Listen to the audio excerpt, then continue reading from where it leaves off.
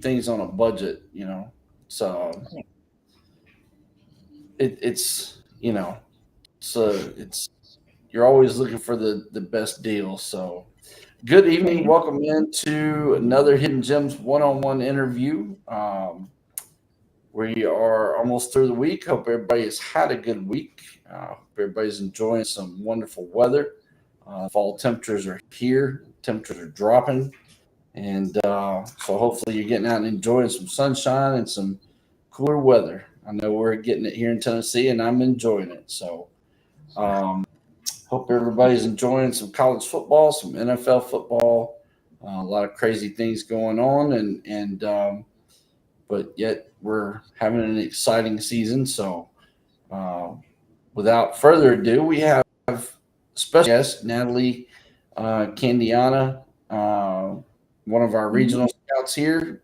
We have one of her clients, Devonta Garrett, played at Graceland University and then Madonna University, and so we're going to take a little time and get to know Devonta here and ask him some questions and put him on the spot a little bit. So Devontae, Natalie, thanks for joining me. Appreciate Yeah. everybody coming in and putting, give me some time here this evening to do this interview. I appreciate it. Devontae, what's been going on with your week? It's been a pretty crazy week. I always got a busy schedule, working third shift and just trying to make sure I'm doing the right things as far as trying to be a better man, a better father, while also trying to train as much as I can and just continue just to perfect my craft. So it's been a pretty crazy week. Had a few quizzes and exams for school, but it's been pretty good. Blessed to see another day. So just blessed. You said be a better father. Do you have children or a child or I actually have three. I have two daughters and I have a son. wow? Mhm. What's Yes, the sir. age ranges? So my oldest just turned 4. Her name is Gianna. My second oldest is Adeline. She's 18 months, and then I have a son named Ashton, and he just turned 4 months. Wow. Okay. You got Yes, sir. uh you got little ones then. Yes, sir. All righty then. So how has that um how have you been able to juggle being a college football player and a father of three at such a young age and managing day-to-day responsibilities, managing your time, being able to go train in the weight room, on the field, working with a speed and agility coach or whatever it may be, doing recovery, being a husband, being a father, that kind of thing. How have you Yes, been able sir. to manage all that? Honestly, first thing first, I make sure I keep God first in everything I do, and then secondly, it's just about time management. You learn that in college. Learned that since fall 2018, joining college. So the biggest thing for me, so my oldest, she lives in Louisiana. So I try to FaceTime them as much as possible throughout the day when she get out of daycare and everything. And then my other two children, they live up here in Michigan with me. So when I'm not doing training, when I'm not trying to perfect my craft and doing my schoolwork and everything, I'm really just prioritizing my time with them as much as possible. Even though they're so young, I feel like this also is a vital stage for them as much as possible. Make sure they hear my voice, make sure they see my face, and then just trying to do things outside of being around them, just trying to make sure I'm setting myself up to be in a better position day by day so I can actually provide for them. And then just as far as like even when it comes to football, just going through everything. Um, biggest thing for me is just showing them that everything is possible as long as you work hard. And so I really just stay afloat by just putting God first and then just thinking about them as much as possible when I'm going through all my day to day activities. So, do you have a pretty good support system in your Uh, corner that kind of help out with the kids and helping you be able to go and do what you need to do every day? Or oh, yes, sir. Most definitely. First and foremost, my children's mother, they're great. I mean, they make sure they support me in trying to do things such as this, and making sure they kind of keep the stress away from everything. Make sure we all stay communicative about everything, and then their families as well. They're a tremendous help. If I'm not around for some reason due to work or training, they help. They pop in and out. Make sure they're helping with them as well, and just helping their mother as well. Just go through things. Make sure that she's able to still get their breaks and just go through their day to day as well. Make sure we balanced on both ends. Okay, I gotcha. So how far from being done with college and having a degree are you at this point? Yes, sir. So I already got my bachelor's degree in exercise and sports science, and so right now I'm just working on my master's in nutrition and wellness. This is my first year in the master's program, and so I just got a 2 year program. So after this full term year, I'll just have one more year till I'm done fully. Okay, I got you. Not bad, not bad. So you got a lot going on in life right now. Yes, sir. Are you got a battle plan laid out for the holiday season? Because you know Christmas is upon us, and that means shopping and presents and playing Santa and a lot of travel and Thanksgiving's around the corner. I mean, it's a lot about to happen here in a short amount of time. Oh, yes, sir. Most definitely. That's where my support system comes in. They make sure I got everything together as far as getting my flights and everything early. Um, Being that my family do is all in Louisiana, we kind of got nice dates set up to where we kind of could spend holidays with all the families. So different days we be with my children's mother on one day, and then fly out and go to Louisiana so they could see my children as well. So my kids get both sides of everything. So they Okay. make it pretty easy on me. Make sure I got my aunt. She always makes sure I got my flight ahead of time before, so I don't have to spend too much money. And then of course they also make sure that any gifts that I want, that I know I need, or get a nice little list going early, that I got the chance to take care of those deals when they do roll around. Okay. Yes, All sir. right. I ask those questions because I myself am a father. Mine are a little bit older than the stage you're at. I'm at oldest one turns 24 in December. Youngest one's 13, going on 30. He turns 14 in April. So um, yeah, so I've been down that road, and though I was not a college athlete as a father, I was a Marine, and kind of the same concept, deployments and long work hours and traveling from state to state and all those kind of things. And so I know that can get hectic. It can be very stressful. It's a lot of moving parts. I'll say that. Trying to get everybody packed and out the door and on the road at a certain time. And, I was married, so trying to get the wife on track with me and on the same page. And um, that can be a little crazy. So I was just curious, how you're managing and what that's been like for you. What has the experience been like up to this point? Three children and a college athlete, trying to, one degree done, trying to get a second one done, potentially want to chase the professional football dream. How's it all been just having, you know, little ones like that and trying to just, manage all that live day to day? Has it been fun for you or stressful as a dad, new dad, or Yes, sir. So for me, it's like it's fun, but also I'm kind of like a perfectionist. So it got its days where it'll be nothing wrong at home, but you constantly got that thought like, am I doing everything that I need to do to make sure they're good? So that's yeah, that's the biggest battle for me, is that mental state of everything, of just trying to be put myself in the best position for them. And then you got so many moving parts that you might forget something here and there, and then you just beat yourself up about it. But I just take it day by day for the most part, and just their smiles over anything. It take that extra thought away. Like, man, I forgot to do this, or man, I wish I would did this better. So just being able to see them as much as possible just helps everything, and just kind of mellow me out to make yeah, sure I'm still peaceful at the end of the day. Yeah. I know Natalie's waiting to ask a question. I want to ask one more thing real quick before I turn it over to her.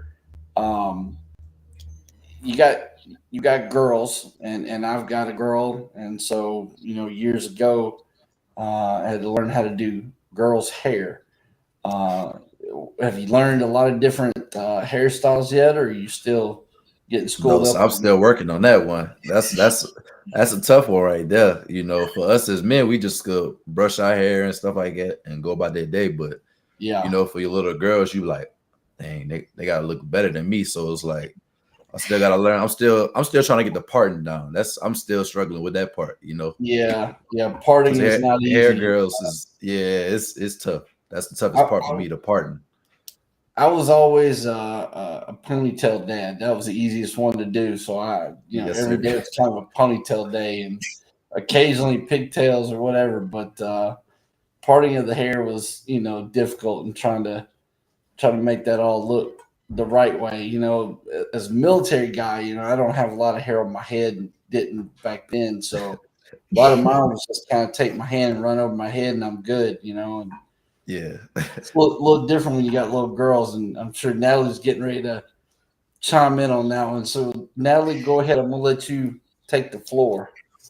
Yeah, no, I mean, to, be able to, balance and manage your, schedule and stuff like that. I know, it's got to be, a lot, but I think, being able to, like you said, time management is such like a big thing, in, football and just life in general. And I feel like football, teaches you like so much about that, and figuring out how to like, regulate your schedule and really get, able to focus, obviously having, your priorities with football, but then, also being a father, which I think is pretty amazing that, at your age, being able to, balance and manage that, I think is, awesome. What's been, with that, what's kind of been, you'd say like the biggest, challenge with that? Yeah, I'm about to say the biggest thing for me is I'm very big on family. So the biggest thing is time. We always racing against the clock. So even though I feel like I'm doing good with my time management and getting things done while also being as present as possible.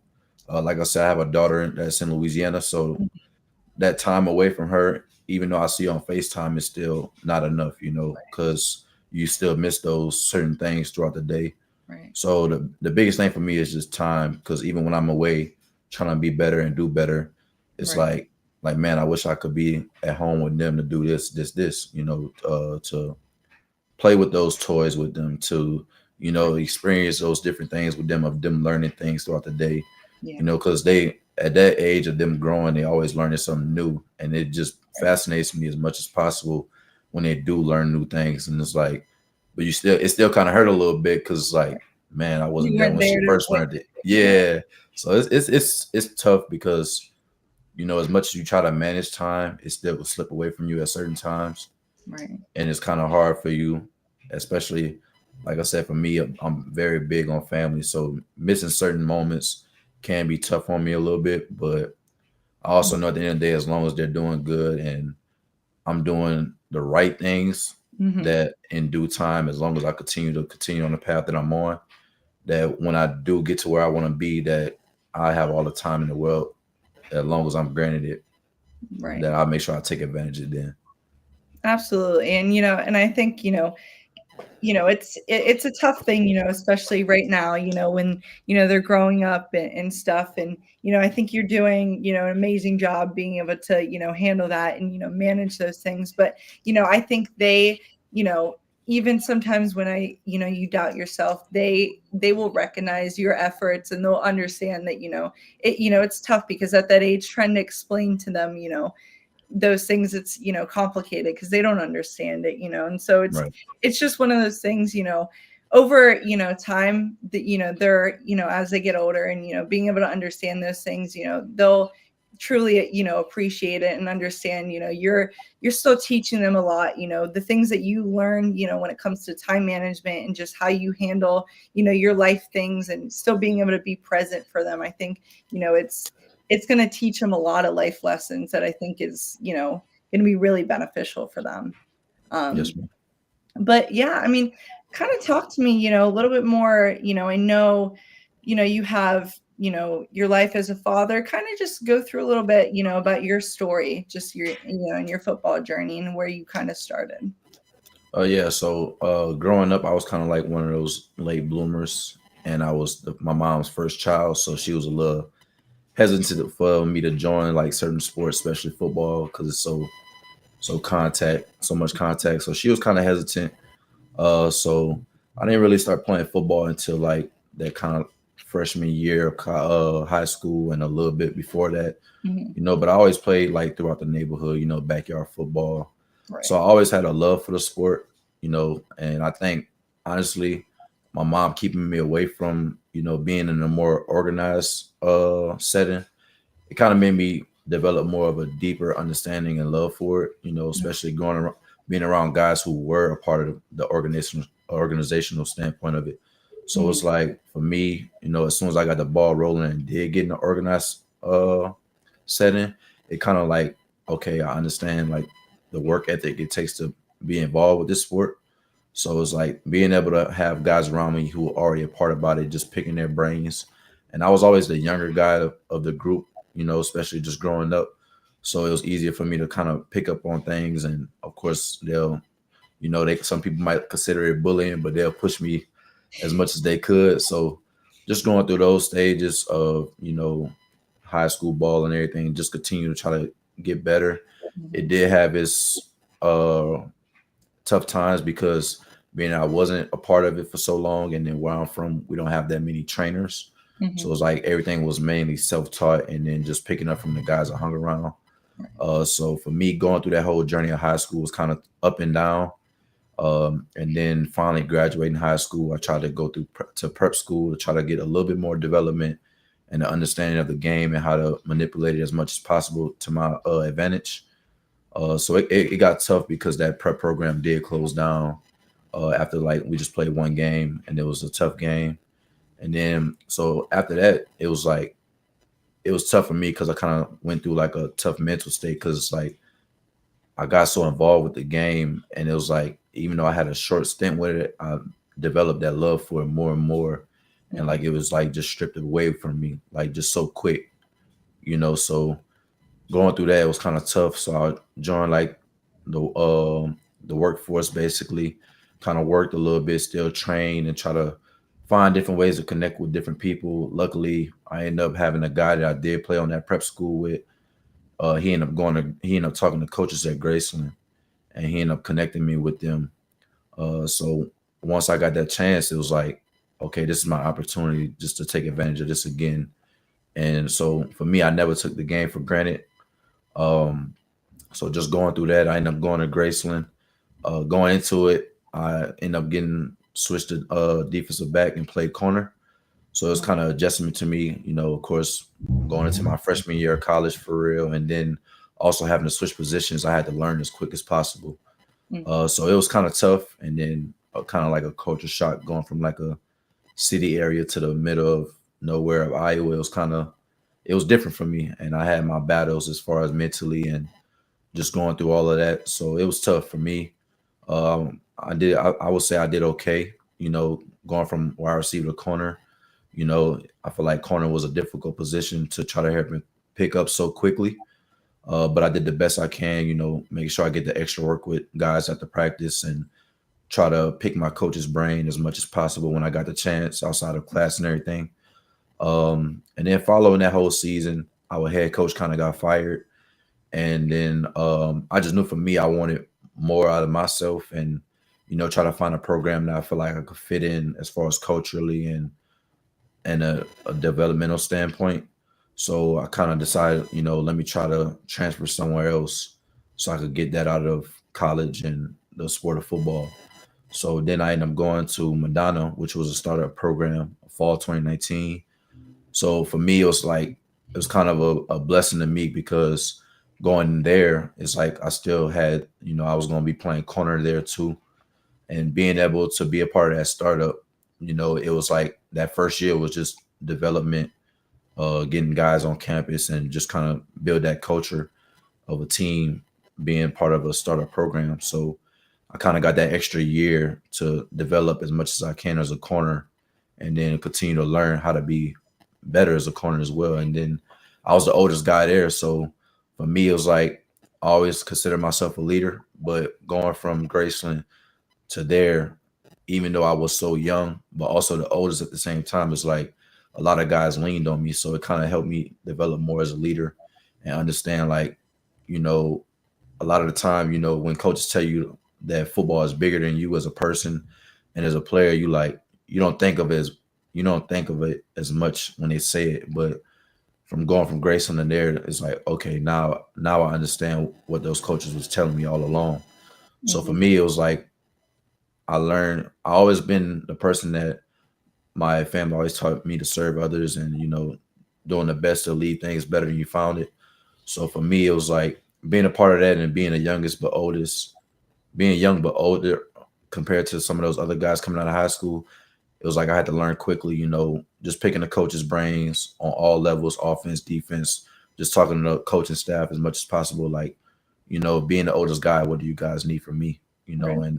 and learning that from them, and then just flipping that switch on and off the field to be able to, you know, hey guys, we got to do this better, we got to do this better, and, you know, try to help them have a quicker adjustment than what I did going through my first year of college. Then, of course, COVID hit, so that was a tough time. But for me, I just took it as another opportunity just to get better. You know, couldn't really work because of COVID, so I kind of used that time to my advantage to continue just to perfect my craft as much as possible when I went back home to Louisiana. And then coming out of everything, our original head coach of the startup, he ended up leaving, so we got Coach Herb Haygood, which was like a mentor to me. He gave me the chance to switch back to offense, and then for me it was kind of like a blessing because I love playing receiver so much. I mean, so it was a blessing, you know. So going through those final years of just going through finishing off at Madonna, I just was always that leader for everyone on and off the field, on campus, off campus. You know, it was always for me. It was always about just perfecting my craft and then helping those guys around me develop an understanding and perfect their craft as well. So for me, like I said, football has always been a blessing. Like you kind of said, when talk about being a father, it taught me so much as far as, you know, how to handle adversity, how to handle time, and just taking advantage of everything that you do instead of taking everything for granted. You know, so football has been a long journey, but a blessing to me as well because it developed me into the person I am today. So I'm kind of blessed for the game. Absolutely. And, I know that you had, it was tough when you kind of had that, transition, when they wanted you to play corner. How do you feel like, you not only manage that stress, but do you feel like it kind of crafted you into a better athlete? Yes, most definitely. I'm about to say because growing up, I played mostly offense, and then to have to do that switch and have to learn an understanding of more of the game on a different side of the ball, I feel like it made me develop a more understanding of how the game works, and then, like I said, how to manipulate it as much as possible to your advantage. Right. So it definitely developed me to um, have a more of an understanding of the game offensively and defensively. Right. Yeah.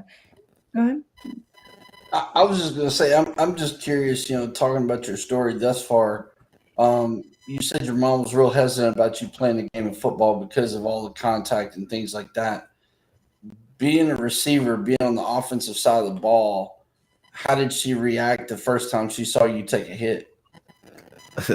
It's crazy because it's like my mom is pretty loud, very loud. So it's like that first hit is like all I hear is my mom from the stands, like you can't hit my baby like that. So it's like it's just so funny, and it's like even to the point it's like, when you get hurt, those parents they rush down to the field. So it's like even to this day, it's like she still look at me as her baby. So it's like even in college, like I remember the first time I got hurt, not hurt, but like one of those times where you got to take that break because you went through some bad contact. And it's like, so my first year playing receiver at Madonna, I ended up getting hit like in a pretty bad area. So it's like I was down for a little while. I get to the sideline, I just feel somebody tap me on my shoulder. And it's like my mom is behind me on the field. I'm like, I look back, I'm like, Mom, this college. You can't do this. Like, this don't work like this. This ain't like this little league with my little brothers. You can't just like, I don't even know how, because we was a visitor, so I don't know how the home team allow her on the sideline, but that's way above my pay grade. So it's like, I just look back and I'm like, I'm just shocked. I'm hurting, but I'm shocked. I'm like, Mom, you're not supposed to be here. Like, go back to the stands. I'm all right, So it was just so funny. Was it one of those moments you just want to hurry and put your helmet back on so people don't realize it's you and like you're the one that Mom's down there talking to? Nah, it really wasn't, because it was like everybody know my mom for the most part, so it was just everybody was just like laughing, even though the game was going on. It was like one of those laughing moments. The guys that was on the bench with me, they was just like all surprised too. So I'm like, it was funny, but she definitely learned like, all right, I'm not supposed to be going to the sideline no more. So you end up at Graceland first, and obviously there were some things that happened that affected you, having to make a decision to move on. How did you handle that? I mean, as far as, was there any kind of self-doubt or lack of confidence in your ability to find another program and move on and pick back up again? Or were you pretty confident that you could find somewhere and resituate yourself? Yes, sir. For me, it was some doubt. I wouldn't say in my ability, but also like, all right, this is my first year playing corner. I'm a freshman. I'm young. I know I made some mistakes out there on film. But also for me, it's like, I feel like I said, my family always taught me leave places better than you found it. So I feel like the impact that I had on the coaches, as far as connecting with the different coaches on the staff at Graceland, and just always in their ear, just talking to them, hey, how you doing? Just those small things, it kind of developed that respect aspect of everything, and understand like, okay, this is a kid that, not just love the game, but the people around him and care for the people around him. So I think that really helped me out a lot. So like I said, it was a little doubt, in the worries of, like I said, my first year playing corner and everything. But it also wasn't that worried, because it's like, okay, I know when it came to me and the respect and the way I carried myself around the locker room, on the field, off the field, it's like, I know at the end of the day, like, even if I try to find a team and somehow, some way, those coaches may call my coaches and be like, this guy, it was his first year playing corner, but how is he off the field? How is he outside of, those white lines? Yeah. That's why I had the confidence, and that's ultimately what led me to be able to go to great Madonna still, just connecting with my defensive coordinator and my cornerbacks coach at the time. He kind of helped lift me up to go to Madonna, so that was a big help to me, so it definitely was, like I say, it was a little bit doubt, but at the same time, as as much as I love the game and as much as I carry myself, with dignity on and off the field, and like I said, continue to be a positive impact around me, I know it was like, okay, if anything, even if this was my first year playing corner and I made those mistakes here and there, I know that I have people that vouch for me and have my back, to help me move on. Yes, sir. Okay. When you got to Madonna, did it take you very long to adjust and get comfortable with the new surroundings and new people, new coaches, new teammates, new potential structure or routine of how they handled their business football wise? Or I would say it didn't take me long to adjust. Like I said, as soon as I got there, for me, it was always about, just constantly going in the coach's office outside of class and everything, and just talking to them, just trying to understand like where their mind was. And of course, like being part of startup program, it's like, what's the plans, what y'all want the culture to look like. And then as far as how can I help as a player, and kind of like get one of your older guys, like, what do you need from me to be that leader for the program? So it wasn't hard to adjust because, like I said, I lived in the coach's office, trying to talk to him as much as possible. Um, I'm one of those guys that you kind of got to shoo away a little bit because I'll sit in the coach's office outside of, because I'm not really into, like partying and doing all the extra curriculars Right. outside of football. Like, yeah, of course I have fun, like with friends and stuff like that. But it's like, for me, it's always like, for me, football is fun. So it's like, there's the business aspect of it, but I love it as well. So it's like, I lived in the coach's office, after a while, it's like, I basically work here. I'm in the office as much as the coaches in the office outside of class time. So it was pretty easy to adjust. And the coaches were pretty cool with it, about me being in the office and, kind of in their ear as much as I was. So it was cool. Talk about Graceland. You played corner. What type of defensive scheme did they ask you to work out of? And then talk about, as you transitioned to Madonna, was it a different scheme? And talk about how much you said you spent a lot of time in the coach's office. How much did that benefit you from a standpoint of being able to get some extra learning time and being able to pick those coaches' brains to make that transition kind of seamless from Graceland to Madonna, maybe one scheme to another? Yes, sir. So at Graceland, we ran a 4-2-5. Okay. So, and a lot of the coverages we ran was mainly like cover 2, cover 3, the basics. So we didn't have nothing really, I would say, different as far as what you see in your base defense, especially because our defense was so young. So we just focus on the small things. Like I said, just so for me, it was like I had to develop that technique, being a first year corner. So for me, I kind of understand, and like I said, from picking those older guys' heads as a young kid, it was like I knew coming into college, it was like, in high school you get away with a lot of things as far as your talent can make up for a lot of things. When it comes to college, it's all about the small things and how can I fit into the structure of this team and this scheme. So being part of that 4-2-5 at Graceland, we kind of ran a similar defense at Madonna as well.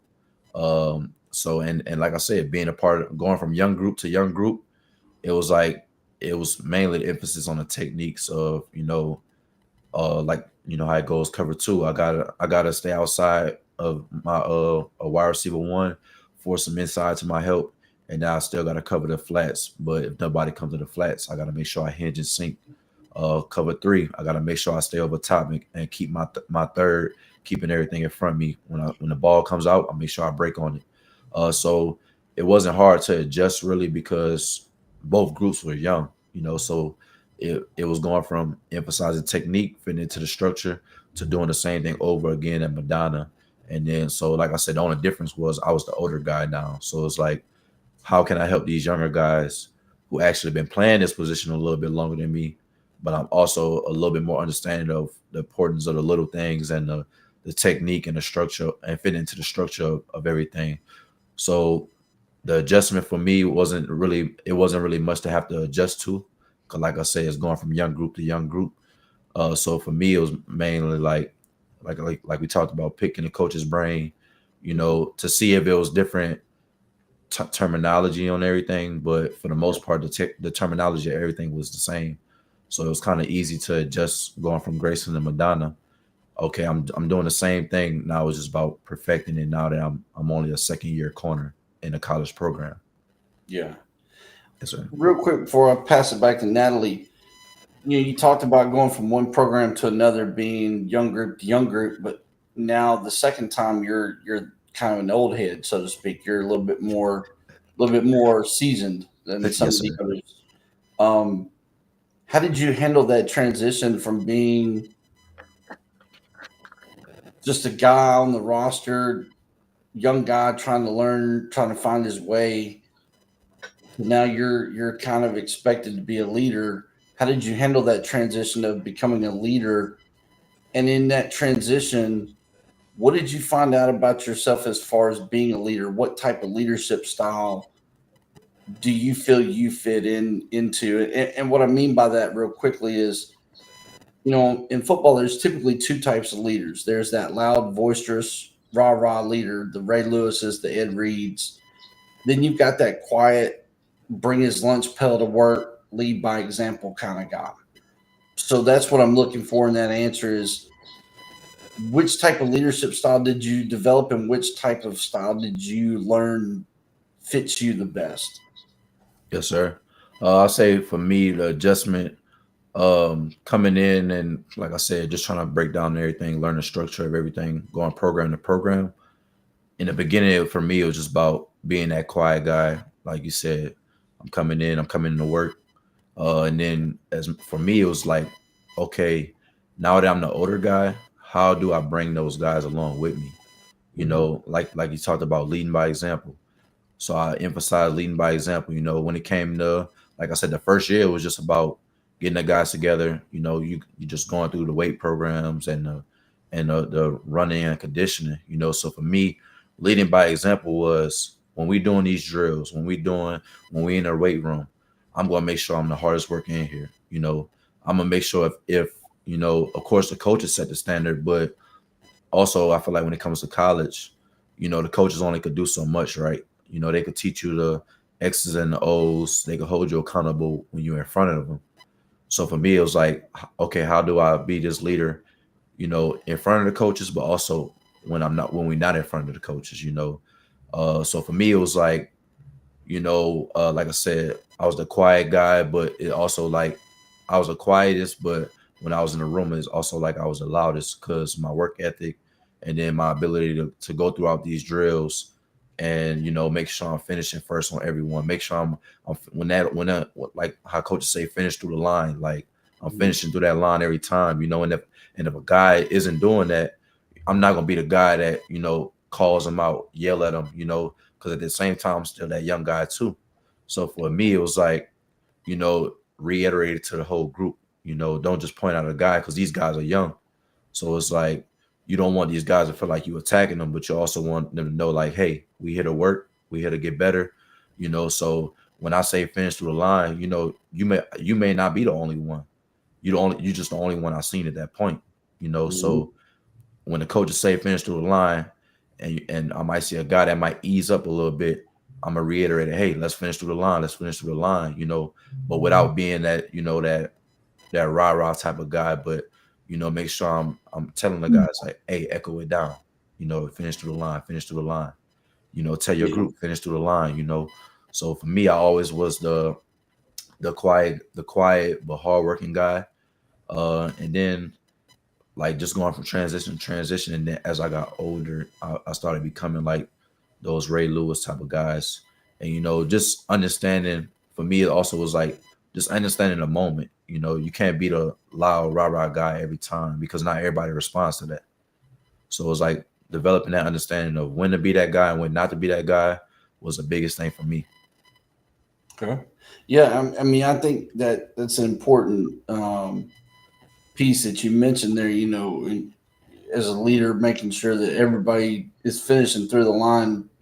As the example you gave, because what guys don't understand is if you don't finish through the line in practice, when it comes to a game situation, you're going to be that guy that takes a shortcut. You're going to be Right. that guy that pulls up just a little bit and doesn't push through, and that you're going to be the one that's responsible for giving up a touchdown or losing a ball game or whatever. So I think it's very important, what you talked about, being a leader and finding a way to encourage everybody around you, knowing that, yeah, you're a little bit older and a little bit more seasoned and can, expected to be a leader, but yet you're still kind of young yourself in the game of football and in that group as well.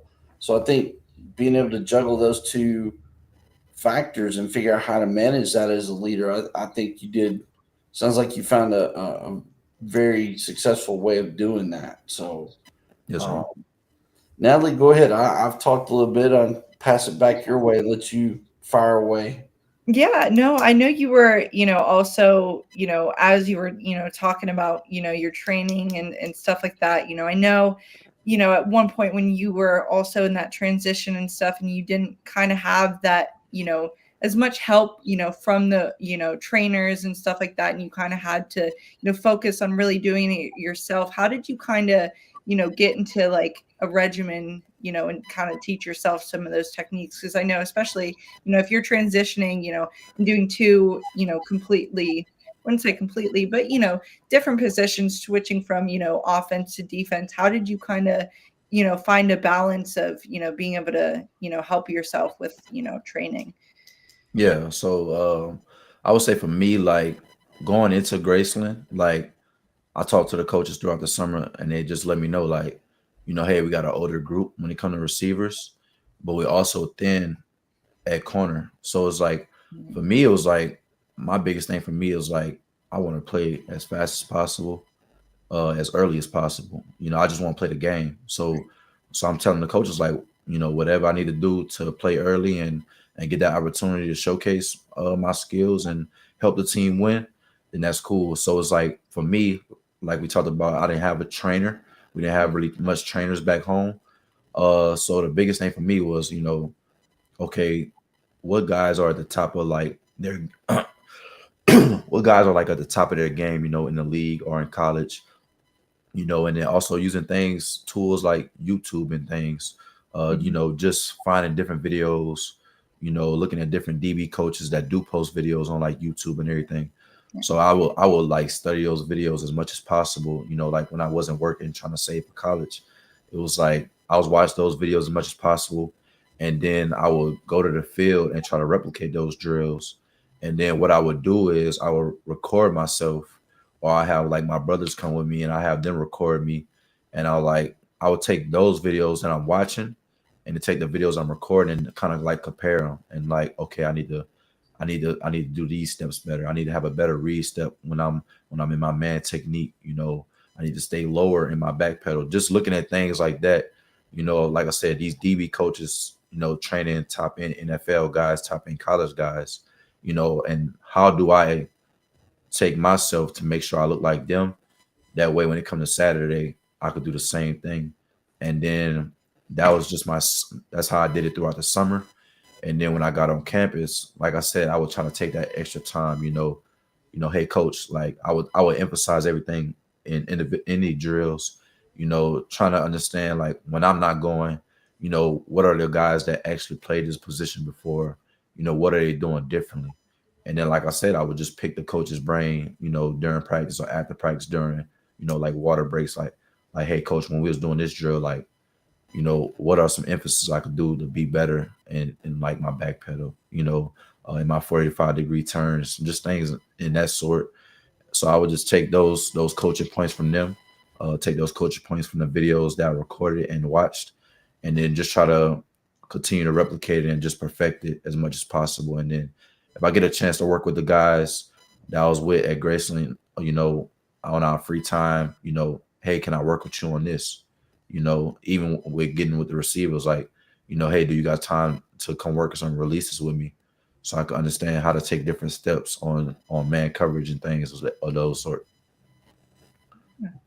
And do you, I think obviously, it can be very, stressful and, especially trying to, teach yourself those things. And I know that you've, over that time, handled, and been able to, manage that stress. Do you feel like, having, to have the burden of, not having that, trainer and things like that, do you feel like, when you were kind of going into that, when you're shifting and, into that leader role, do you feel like having to work, yourself and train yourself kind of helped you become a stronger leader? I would say most definitely, because having to teach myself those things, it made me fall more in love with the process. So going from the young guy to the leader, it was like, and like I said, just picking the coach's brain of how to fit their structure, it helped me develop an understanding more of the game and the process of how to be better in the game.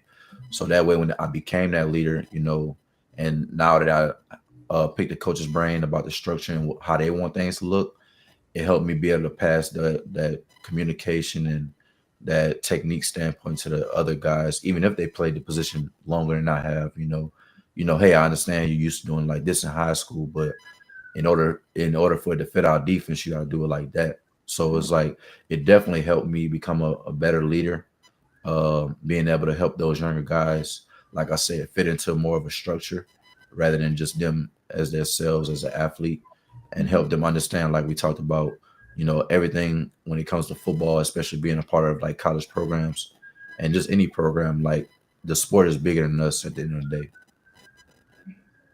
Yeah, absolutely. And I think, being, from, having to teach yourself, into, developing, into kind of where you're at now, I feel like, those things, it's, really important. And you realize like, doing those things and having to, teach yourself things independently, you are able to build that confidence level, and you feel more confident, within your work, and, to be able to, teach others and help others, while also still, learning yourself, I think, is a really, really good thing. And I think you've, especially throughout, when you started kind of at Graceland and you had to, transition, from starting at wide receiver and then going to corner, when you were, during games and stuff like that, when you had to kind of evaluate, and watch film, how did you kind of, study your, corner film compared to, how you watched your receiver film? Yeah. So for me, it was like I always, like I said, not having a trainer, I always had to become more of like a technician of everything I do and just understanding how to be better. So it kind of was the same for me. It always was like, oh, how's my footwork on this? How's my pad level on this? So I kind of viewed them both as the same. So it wasn't too much of a transition as far as evaluating my film.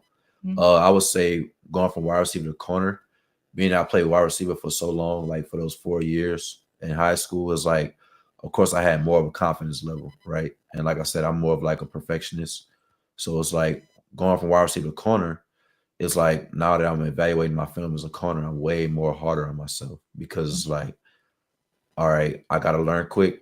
And it's like my team is relying on me, and it mattered like all levels of the game matter, but it's like, you got a little bit more to fight for in college, because you got a new guy that's gonna come in next year that's gonna try to take your spot.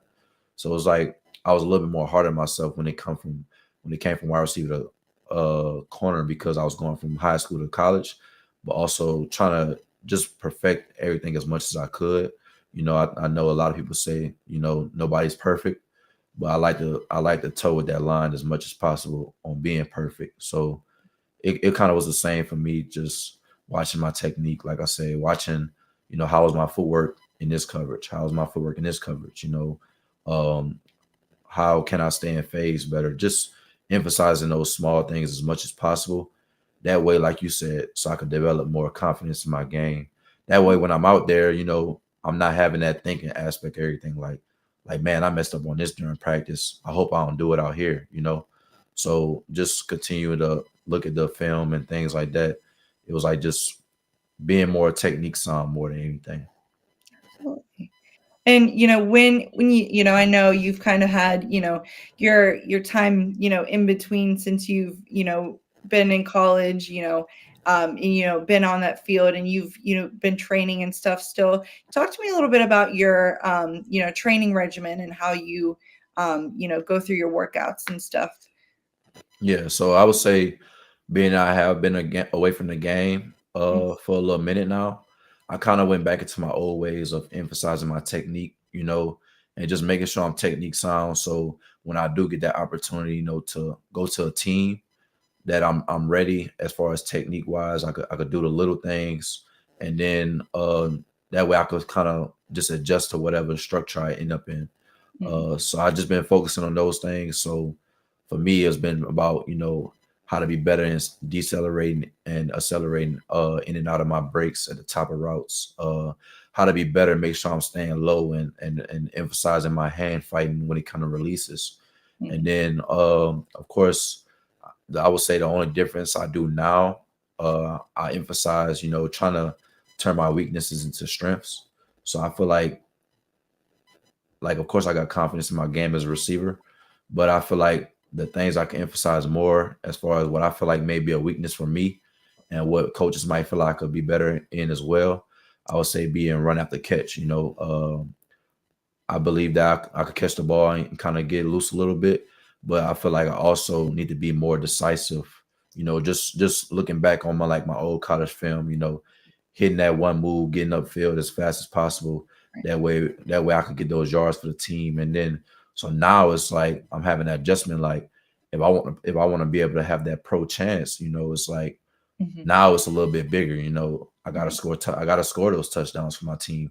I Right. gotta get as many first times as possible for my team. And just understanding that. And then another weaknesses I've been trying to highlight in my training a little bit more is I would say kind of make sure I'm more technique sound in my hand fighting, in and out of my releases.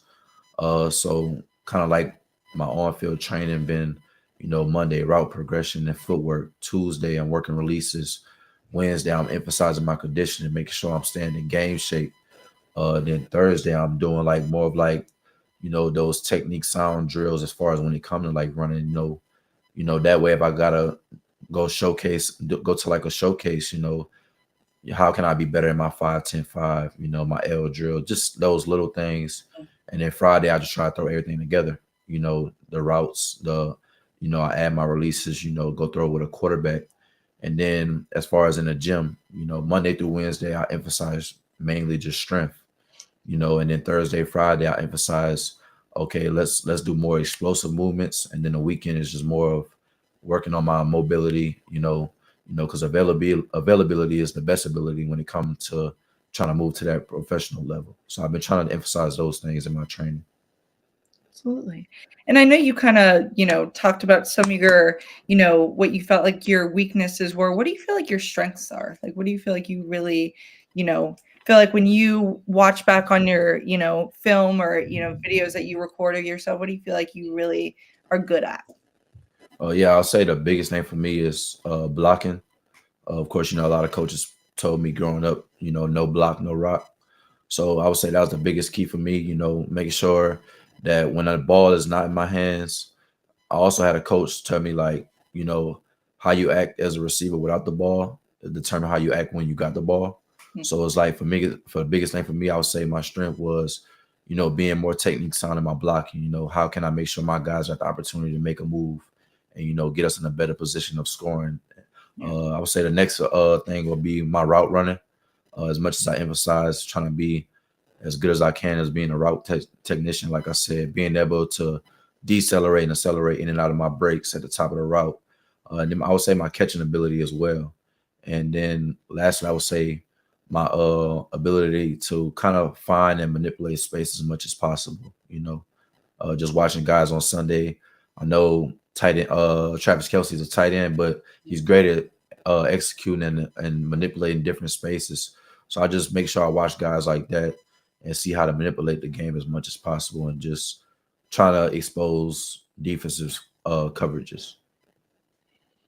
Yeah. And I know obviously, when you, kind of watch, other, players, whether it's, NFL or, college guys, I know you'd mentioned Travis Kelce and stuff like that. Do you feel like there's any, like, when you look at your positions that you've played, wide receiver and corner, do you feel like there's anybody that you, would say that you kind of, when you look at how you play, that you kind of aim to play like? Yeah, so I would say just playing receiver, I kind of broke it down a little bit when I watched certain guys.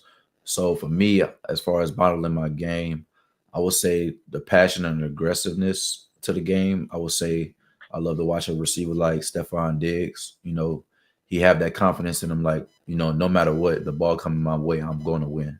you Okay. know. And then like I talked about when it comes to route running, I feel like the go to route running is Vonta Adams. He's one of the best route runners I believe in the league. I would say my playmaking ability and the ability to make those run after catches and just being a better receiver in that aspect.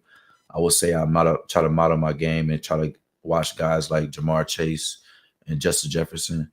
And then as far as catching ability, of course everybody know DeAndre Hopkins got some of the best hands to be in the game. Him and Larry Fitzgerald. So watching those guys. For sure. Coach Boss, do you have anything kind of to piggyback on some of those?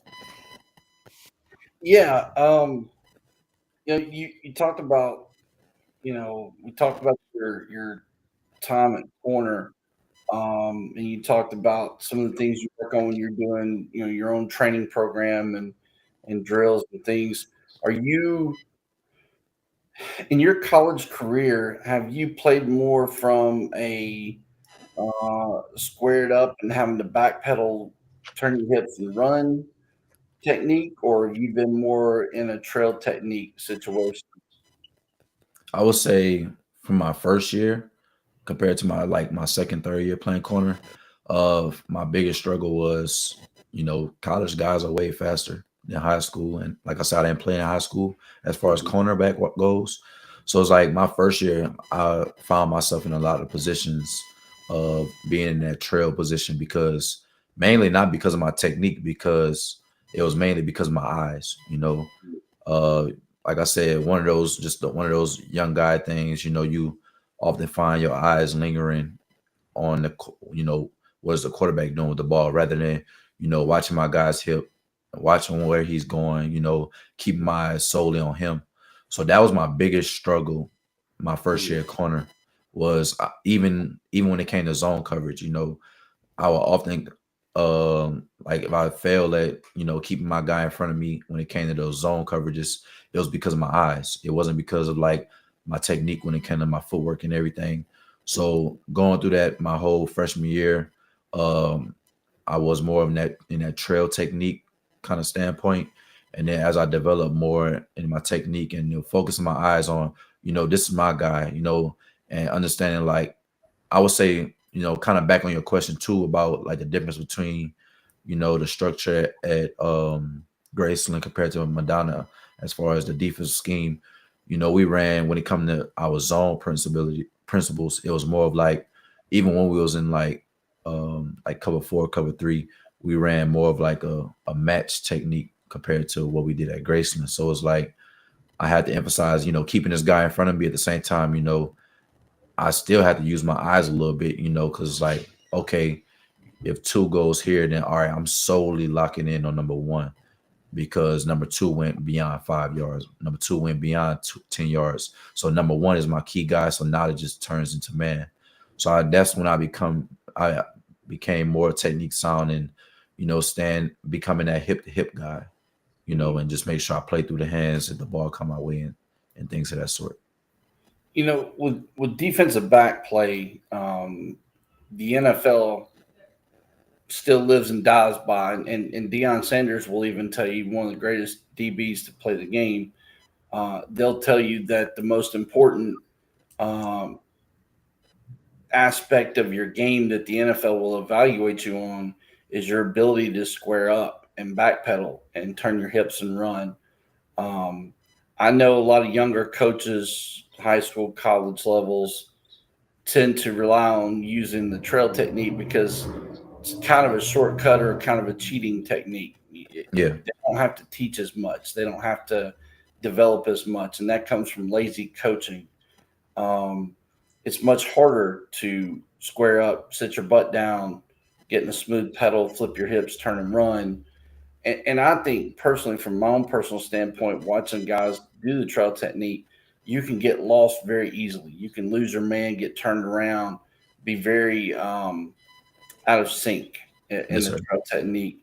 In your training, your individual training, how much are you emphasizing working on that ability to square up, backpedal, flip your hips, turn and run? Yes, sir. I'm about to say, for the most part, as far as my training right now goes, I haven't been working too much defensive back. Um, but I would say if I was to start adding it to my resume, which is no problem at all, I Yeah. would definitely emphasize on, how can I be more fluent in my hips? Like you said, how can I make sure I stay squared up until I have no choice but to turn my hips. Yeah. Uh, and kind of like how you said, like, especially as a wide receiver, we talk like if I'm even, I'm leaving. So it's like Yep. Yep. I'd rather not work in that trail technique because, like, it's going to have a guy that's faster than me. No, Mhm. no doubt about it. But at the Yeah. end of the day, I feel like when it comes to that professional level and that higher level as far as college and trying to move into the pros, it's really, like you said, it's going to be about technique. Can Mhm. I be a guy like you said? Can I sit my butt down? Can I have a nice smooth pedal, keeping the guy in front of me? That Right. way, when it's time to turn my hips, I'm nice and fluent in my hips, to where I can still make sure I'm staying hip to hip with them. You know, Right. because Exactly. like I said, wide receivers we taught, I'm even, I'm leaving. Yep. So if I'm playing DB, now that I understand wide receiver more at a higher level, it's like, okay, even though you even, you're not leaving. You know what I'm saying? Yep. Yes, sir. I used to do some private training years ago through a company called Coach Up, and I had a kid uh, that was playing corner, and we got to talk about first before I even started teaching anything, kind of what he was being asked to do at the high school level, and he was talking about being in the trail technique, and I said, well, just demonstrate how you line up in the trail technique, and my thing is that when you have a receiver that's explosive off the line, it's much harder to get readjusted and find your man. And when he starts getting in and out of breaks, they can turn you around, and make you look silly if you don't find a ideal way to play that technique to be able to turn around and still find your man. Because if you're looking inside the QB, that means you got your back to the receiver. Yes, sir. If your back's to him, you don't really know what he's doing behind your back. You're watching the QB and trying to move your head and look at him at the same time.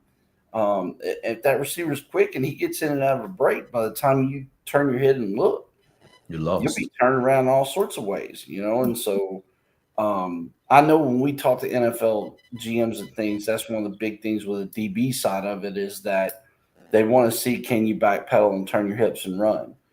Yes, sir. Um, Now I know at Madonna, looking at your bio previously and having it here in front of me now, um, I know that you were a productive receiver. I mean, you played in 32 games, 94 catches, you had 1,230 yards, 6 touchdowns. Talk to me about talk to me about the offensive side of the ball. Um, what's your biggest What's the thing that you feel like you need to improve upon the most, trying to make this transition to a professional possible receiver, that would make you more marketable from a receiver standpoint? What's in your self analyzation of your game? What's the things that you've identified? Yes, sir. I would say, like I told Natalie, I would say the biggest difference I need to make is, like I said, that run after catch. Like I said, I feel like I'm pretty good. Like I said, I'm a perfectionist. So I'm always say I could be way better. Hmm. Uh, but I believe that when it comes to my route running and catching ability, I feel like it's there. But I feel like the biggest thing I need to emphasize as far as training and making sure I'm ready for that pro level will be, all right, when he catch the ball, I want my coach to know, like, okay, I know when Devontae get this ball, it's gonna be a big play every time. So that's the biggest thing I'm trying to emphasize when it comes to training and stuff like that. So it's like I make sure, like, the days I'm catching footballs from a quarterback, it's like, okay, after I catch the ball, I emphasize finishing. Like we said, like finishing through the line. I don't care if I'm training just by myself with me and the quarterback. When I catch this ball, I don't care if we on the 20-yard line, the negative 20-yard line. Okay, I'm gonna catch this ball and I'm gonna try to take it to at least the 50. That way I'm emphasizing, as soon as I get this ball, I'm going vertical as fast as possible. And then here and there, I make sure I throw in drills to where, as soon as I catch the ball, okay, let me go through these cones. Let me see how to manipulate different lanes and making sure I'm making clean cuts on the cone rather than early. I would say the biggest thing that I could have been better at in college after I made the catch was I would try to make my moves too early on the defender to try to be more. So I try to be more technique sound on, okay, when I'm in my training, I gotta emphasize I don't make my move until I'm absolutely on that cone or I'm absolutely on that hurdle, making sure I'm emphasizing staying low. And when I make that cut, stick, and I got to go as quick as possible. So that's the biggest thing I've been trying to work on. And then, like I said, continue just to touch up on those little things in and out of breaks on my routes. What's your favorite route to run as a receiver? What's your bread and butter? My bread and butter, I like more tempo game stuff. So it's like for me, I like my dig routes, but more of like in a standpoint of going against like a zone look. So I Mhm. like to come to the top of my route and kind of tempo a little bit and give a nice little head fake and then come out of my break with speed. So I would say that would be my absolute favorite. Okay. Yes, sir. Now, talking about your training regimen, I know Natalie asked you a little bit about it, but can you go a little further in detail? Like, how many days a week are you training right now? What are you focused on each day specifically? And then, can you talk to us a little bit about what recovery methods have you found that work for you? Obviously, there's a handful of different techniques or methods. Some guys will tell us, hey, I'm a cupping guy, I'm an acupuncture guy. Some are like, oh, I'm a massage and ice bath guy. Some people like the cryotherapy. Just, there's all sorts of things. And so, can you talk a little bit about that? And then the other thing I want to know, um, from a flexibility standpoint, what do you do within your training regimen each week to ensure that you're also working on flexibility and not having cramps or tears or pulls? Because I'm sure if you've seen college football this year, or I won't say so much the NFL, but watching college football this year, um, there are a lot of guys going down early on in games and even in indoor climate controlled facilities with cramps. Yeah. And it's one of two things. It's either the strength and conditioning coach not doing his job Right. and pushing hydration and flexibility training, or it's the athlete not taking it seriously enough throughout the week and then throughout the off season, and it's catching up to them. So I'm just curious to hear a little bit more about your training regimen and dealing with some of those components of that regimen. Yes, sir. So I would say the biggest thing I learned as far as just going through college, and like I said, just learning this whole process, by myself. I would say it all started with the diet. So for the biggest thing for me, I try to cut down on eating those sugars, eating more of my vegetables and fruits and stuff like that. Eating more lean meats and everything. And then I make sure I drink at least a gallon and a half a day, to make sure I keep away from those cramps and everything. But I also have my workout plan kind of in front of me. So it's like my biggest thing for me, like I was telling Natalie on Monday, I'm working that route progression and footwork. So my biggest emphasizing on that thing on those days is, you know, how do I decelerate and accelerate in and out of my breaks, and then I make sure I'm staying low with my pad level, and I'm not leaning over too much to where I look clumsy or I'm sloppy at the top of my routes. And then just working some simple footwork things like ladder drills, working the cone work, doing like making sure I'm doing some nice sticks, staying low and everything. On Tuesday I do more releases, and that's why I kind of add in my yards after catch type of deal. Like I said, going through those cones, trying to manipulate different lanes, making sure I'm got some nice stick and nice wiggle to my game. On Wednesday, that's why I start emphasizing that conditioning, trying to make sure I'm in the best shape I could be as far as getting ready for those game days. And then I'm also working on my running technique, staying low in my 40 stance, making sure those first 10 yards I'm driving as much as possible, trying to stay low as possible, and just trying to make sure I got some nice technique, got my little dorsiflexion when my toes and everything. Just trying to keep those things as tight as possible. Like I said, that way, if I need to go to like a showcase or anything or to a tryout, I got those things down packed. You know, that way they know like, okay, this guy's pretty quick. Okay, let's see him run some routes too. Now, so just things like that. Thursday, I emphasize some more of those speed technique things. And then I add in things like broad jumps, going through my 5, 10, 5, my L drills. And then on Friday, I kind of added all together as far as my field training. So I'm working my route progression, but I'm adding the releases to it. And then, of course, finishing off with the yards after catch. And then on when it comes to the gym side of everything, like I said, Monday through Wednesday are more my strength days. So on Monday, I'm doing my leg day. I like to start off with legs throughout the week. Tuesday, I'm doing more of like an upper push, chest, shoulder, tries. Wednesday, I'm doing upper pull, more back and biceps. And then on Thursday and Friday, I like to work more explosive movements, like my power cleans, hand cleans, snatches, front squats, box jumps, still working some broad jumps on those days too. And then I emphasize on the weekends, those are more of my active recovery and mobility and stretching days.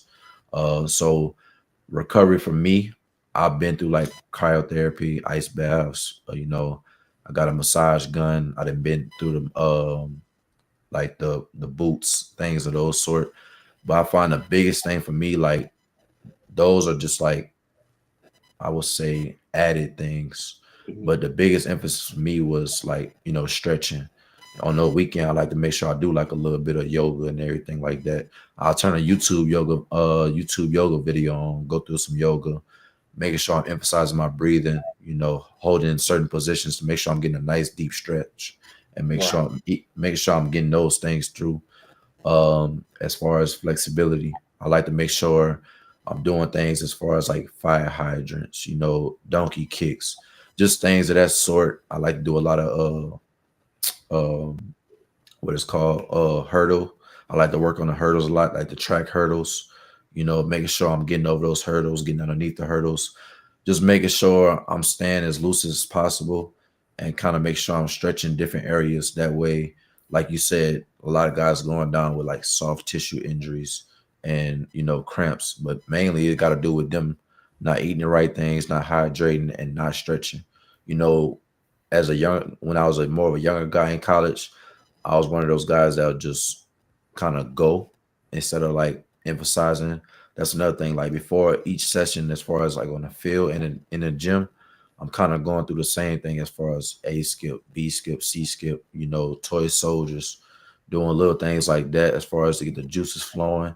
And then I like to also stretch a little bit before and after my lift as well and my field sessions. That way I'm just making sure I try to limit the soreness as much as possible, and that way I keep keep everything just building rather than just, of course, when you're working out, you tearing yourself down to build yourself up. But it's like, I feel like as long as you stretching everything, you keeping yourself from dealing with that soreness after, that way you don't have to take days off because, oh, I'm too sore today. Like this hurt today, I'm curious because you talked about you like to be in kind of an up tempo offense. Being from the state of Tennessee, I've been a lifelong Vols fan, and obviously Josh Heupel is a up tempo offensive kind of coach. As a receiver, well, let me ask you this way: as a DB, well, no, let me go back. Let me go back to the offensive side. This is a better question. As a receiver, when you're in that up tempo offense, and they talk about all the time, like with Tennessee. Okay, they get that first down play, that kind of gets them in that rhythm. So now they run back to get back in. Now we're moving. We're kind of flowing. When you get into that flow, how frustrating is it when the defensive side of the ball has what they call the lay down lineman, where they fake an injury and fall on the ground and cause that timeout Yes, to sir. disrupt that up tempo flow? How frustrating for you as a receiver is that? I would say it's very frustrating because I consider it soft. I understand it's like a quick little thing to do to slow the game down. So you go, okay, my coach might not be getting the calls in on time. So all right, let me do this to slow things down to kind of get them slowed down. But it's like I consider it soft from my standpoint because it's like, okay, this is what I train for. As a receiver, you got to be able to run for basically all 60 minutes of the game if you need to. Yep. So it's like, hey, look, I'm out here running these 110s. I'm out here doing the crazy stuff that I need to do. That way I could okay, I'm at the sideline, look at the signal. All right, we gone. I'm already in my stance. I already know the formation. I'm already in my spot. And it's like, that's still a good amount of time to where you should be ready. So it's like, I just consider it soft from my standpoint. Even when I play DB, it was like, I feel like it's just doing too much because it's like, at the end of the day, it's my job to stop you. If you're going and you keep going, like, I could get a break when I stop you. So it's like, I got to do something better than just laying down. So it's like, the lay down lineman has become this new strategical thing on the defensive side, which I've even seen it on the offensive side now, like in extra points or field goal situation. If the defense comes out and shows something initially, they've got a lineman up front on field goal formation, and that's his whole job is to fall down and fake an injury so that they can go back and reset again and rethink everything. And I can vividly remember an example. The first game of the year, Tennessee played Syracuse, and there was a play where the corner fell down first. He was the lay down lineman guy. So he falls down, and you can literally see it's a blatant, like, he's not hurt. He literally blatantly just fell on the ground and acted like, oh my God, I'm hurt, that kind of thing. And so the nickel or the strong safety inside of him, I guess at first he didn't look over and see, okay, well, my buddy's already fell down. So he starts to fall down, and then he realizes, oh, wait a minute, the corner did it. So he jumps up real quick, like, oh, no, I'm good. Like, I didn't do that, So they had two guys at one time do the whole lay down lineman thing. They both fell on the ground. Yeah. And I was like, come on, man. Like, that's so stupid. Like, we know you're not hurt. Like, yeah, you can tell that was planned out, and they did that intentionally. So I was just curious as a receiver, when you see something like that, how frustrating is that? Because, like I said, the commentators will talk about, with Tennessee, okay, when you're in an up tempo, the whole key of it is to get that first down play. If it's a 5-yard catch or whatever, that kind of gets you in your rhythm. That kind of starts the wheels in motion.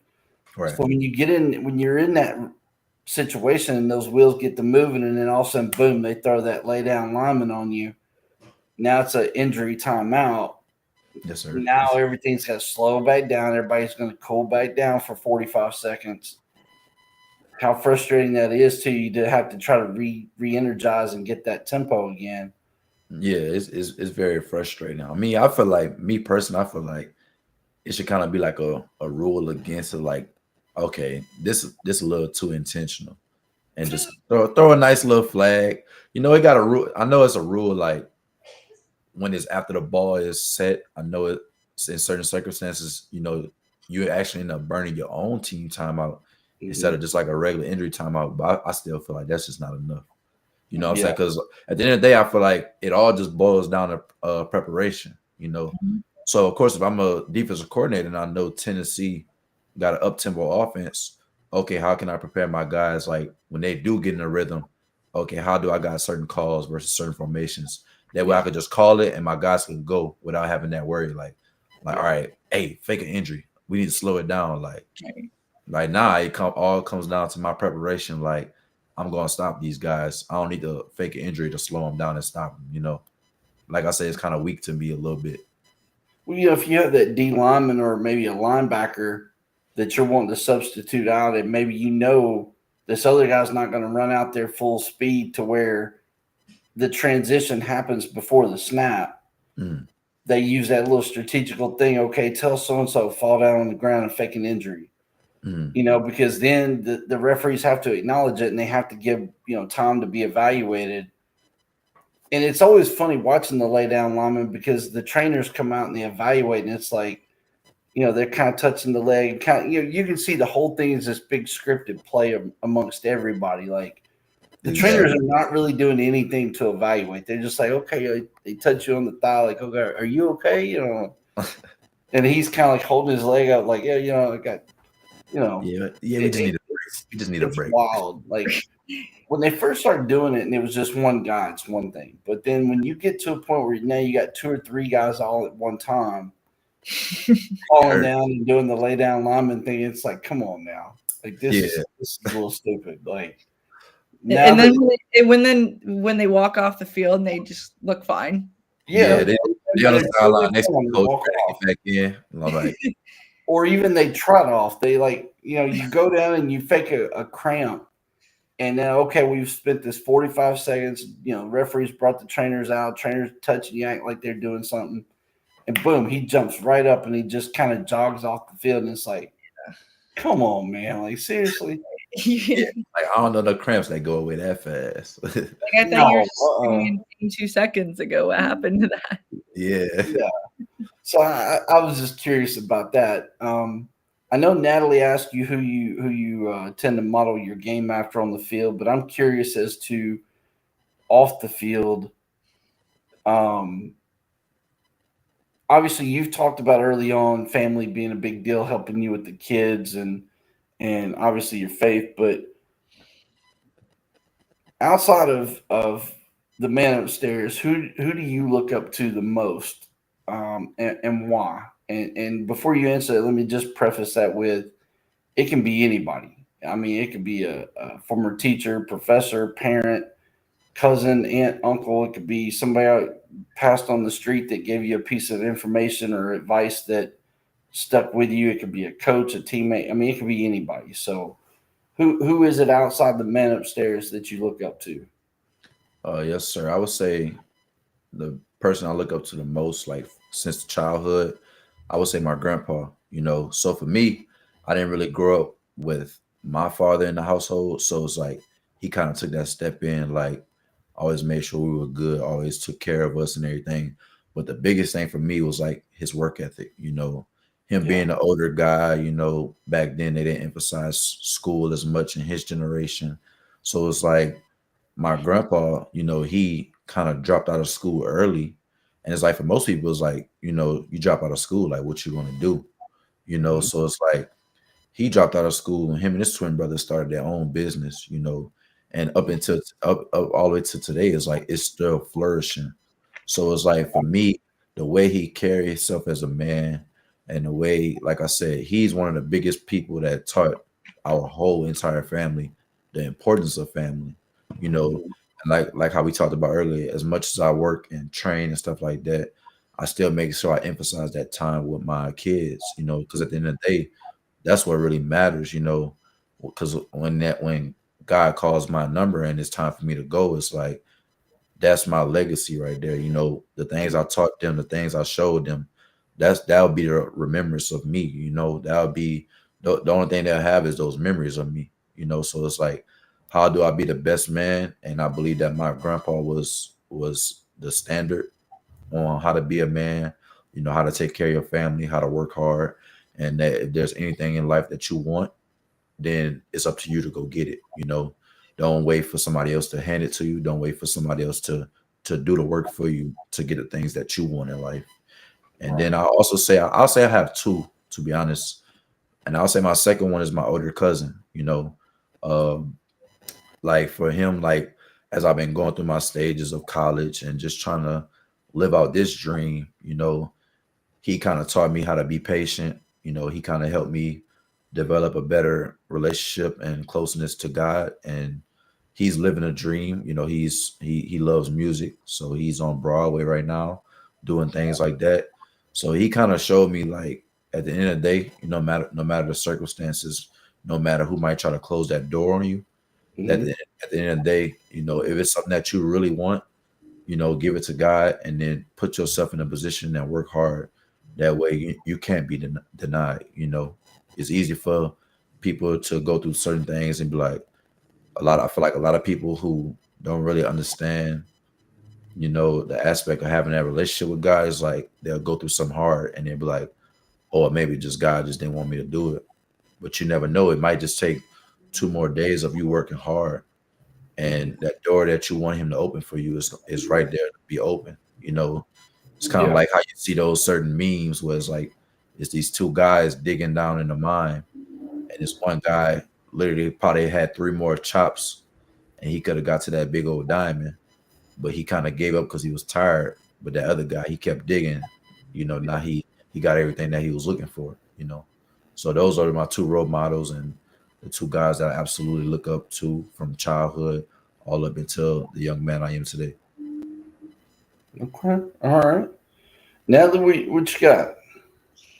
Um, well, I that was like, I really just, hearing that, I think is, amazing, the people that you have in your corner. And I know like family is such a, important aspect. And I think it's, great that you really, prioritize that and really, emphasize the importance of that, because, a lot of times when things can get hectic and they can get stressful sometimes, people, sometimes forget to really, prioritize that, or, think about those things. But I think, also, being a dad and, having to, you know, teach them things, and, and they're at that young age right now where they're still learning, you're, you have a, great, model from, the people who have taught you things to now you can, lead that and teach your kids those things. So I think, being able to have those, people in your corner and, being able to have your family around, I think is, an amazing thing. And I think it's, important to, anytime that you get that opportunity, to, be there and, be around them. I think it's, it's something, especially, with everything going on, and dealing with, that stress. Sometimes it's, it can really just kind of help you, take your mind off of things and just, let go of some of that stress, because, especially, as you kind of, get into those seasons again where you're, playing again, it's, it gets a lot busier again, and you're Yeah. adjusting to, a whole new, culture, and you might deal with some of that culture shock again, or, just trying to adjust to, a new team, new, just coaching staff, and, everything, when you've kind of, you were so used to, everything you had here, being able to, adjust to that again can get a little bit stressful. But I think, you've kind of also learned, even if it's just those times that you get to, like, FaceTime your daughter, or, just things like that, just still being able to, find the time, whether it's, right at night before she goes to bed, or, in the morning, just to, still feel like have those people at home, and, you still have that, corner there, because I think they, they want you to succeed. They, are supportive, and I think that's, a really special thing that can have your family there. Absolutely. So I'm curious, when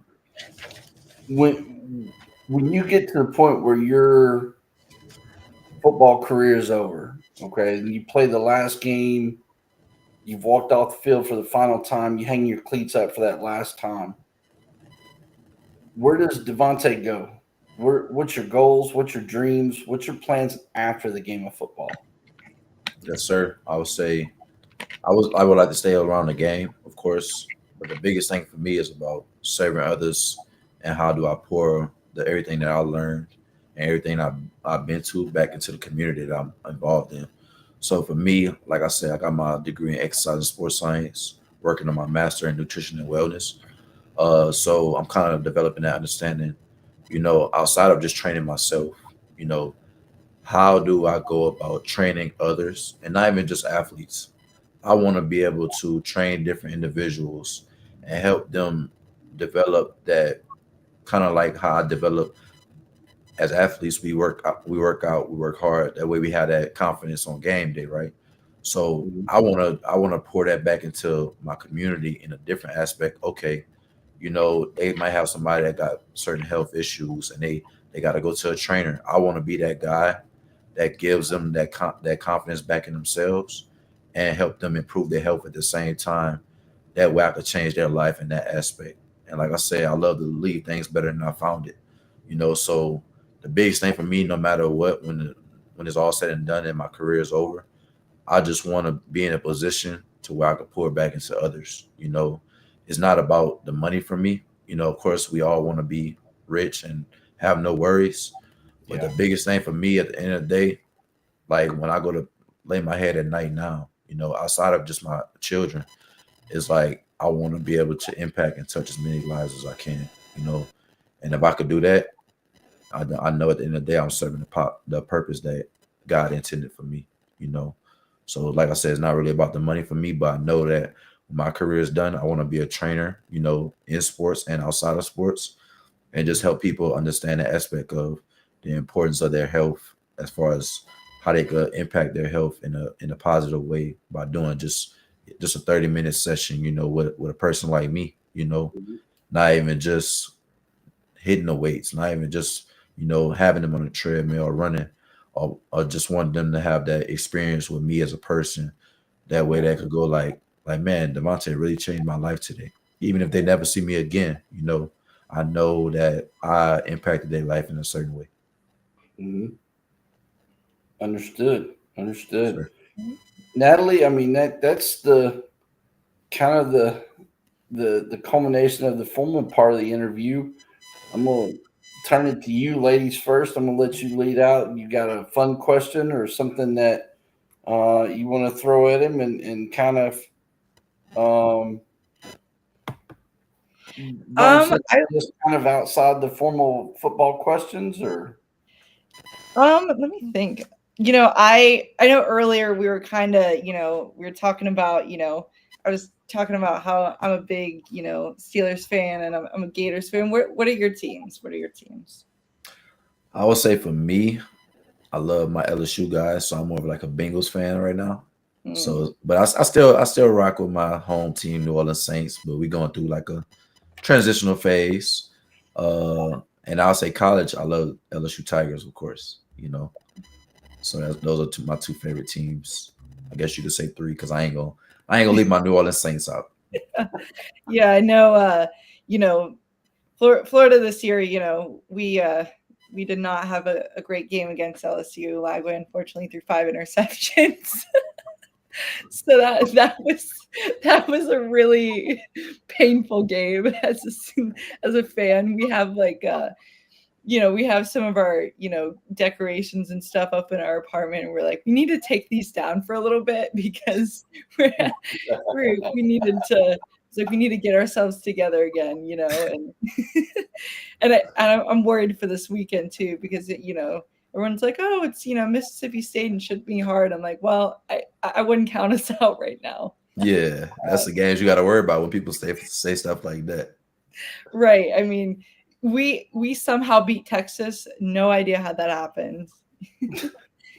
And now it's even with NFL tonight, the Bengals are playing the Steelers, so everyone's talking about it's like 2 old quarterbacks playing each other. It's Joe Literally. Flacco and Aaron Rodgers. So it's like which old guy's gonna do it? Battle of the senior citizens. That's what it is. I saw an image posted earlier. I think it was on Facebook. It was the icy hot game of the week, and it had Aaron Rodgers pushing a Walker and Flacco with a cane holding himself up, and yeah. I saw somebody call it the Boomer Bowl. People were calling it every kind of name you could think of. It was funny, and people are thinking, I mean, Steelers theoretically should win this game, but you never know, especially you never nowadays. know. It's in Cincinnati, so. You talked about Florida beating Texas, and you didn't know how that happened. I'll tell you how it happened. And it goes back to an old saying is that a blind squirrel finds a nut every once in a while. Yeah. This is very true. Now, oh, man. Your LSU Tigers are not looking too good either. And I can say that being a Tennessee Vols fan, we're still sitting on the upper part of the SEC right now. Both y'all's teams are kind of struggling at the moment. Nussmeier's not looked like a polished senior QB to this point. What's your take on what's going on down there in Bayou Bengal country? Yeah, for me to watch last year and the way he was kind of slinging around, and then looking at now, I feel like he just playing a little too conservative compared to the aggressive Nussmeier that we seen last year. And it's like, of course, you don't want a quarterback that's overly aggressive because he did have a lot of turnovers last year. So it's like it's kind of questionable a little bit. You know, I know a lot of people say he dealing with like a shoulder injury that he been dealing with, but it's like at the same time, it's like, but you still starting, you still going out there. So it's like you got to make those plays, and it's like I feel like sometimes when we call in certain plays, it's like here go the screen again, here go the screen again, Yeah, and it's like it's cool because we got guys that can make those plays, but it's like that's not the offense we used to seeing. That's not the offense we had in the past, 20 some years, You want a QB that's relaxed and loose and just kind of letting it fly around, and Yeah. I will say this. I picked you guys this last weekend to win at night in Death Valley and cover the spread, and y'all let me down. I talk highly about LSU playing at night in Death Valley, and it didn't turn out like it normally does. Yeah. We was down our number one receiver too now. Aaron I Anderson. was a That's little dog. disappointed in your Bayou Bengals at nighttime. I do talk highly about them when they play at night because they do typically dominate at night in Death Valley, and it's typically quite the rowdy crowd. But Yeah. There's something about that nighttime stadium pulse. It's just a different feel. Yeah, especially in Death Valley. yes, You should have seen. I was at the Texas game at the Swamp. It was so loud. I'm pretty sure the entire game was over 100 decibels the entire game, and like it was so loud. Like you were, first of all, you're hearing the chants, I guess, through the TV, and like it was so loud that like it would, like, we would start chanting and it would just echo like from the other side of the stadium. It was so loud. So like the stadium pulse the entire game was. Anytime there was a penalty, we were chanting "Move back, you suck."